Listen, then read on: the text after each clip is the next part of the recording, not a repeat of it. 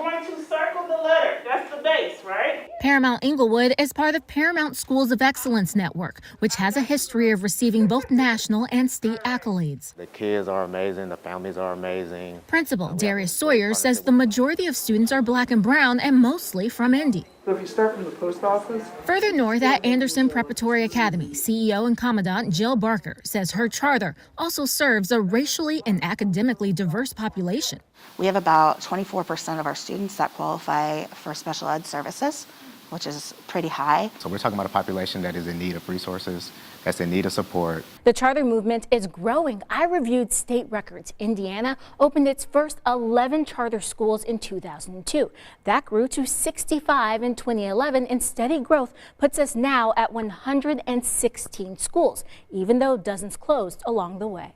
All right, here we go. As the number of charters grew, the conversation about how to pay for and support them evolved. From charters can do more with less to lawmakers finding more funding for them. In 2015, legislators created the Charter and Innovation Network School Grant Program.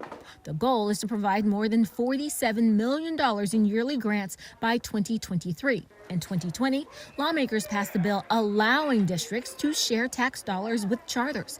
In a controversial move, Indianapolis Public Schools recently decided to share $5 million with charters in its innovation network.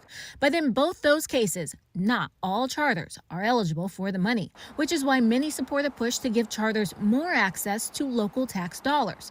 Charter school mom Crystal Brown enrolled 3 of her 4 children in the charter, looking for more support than a traditional public school could offer. If we're held to the same standards, why shouldn't we receive funding as all the other schools? Charters are public schools and are held to some of the same academic standards, but they also have more autonomy.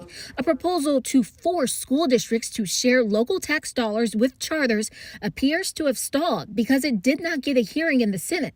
Sawyer said if it had moved forward, Paramount Inglewood would have seen thousands more per student, and he had plans on how to use it. More classroom support. So we're talking about additional teachers, additional instructional assistants. Why should it change now? So when the charter school movement first started, 22 years ago, it was you could do more with less, and many schools have proven that they can. But over the last 2 decades, there have been a lot of mandates come down from legislators, from the IDOE that are not funded. I will see you tomorrow. Which means this funding conversation is not over.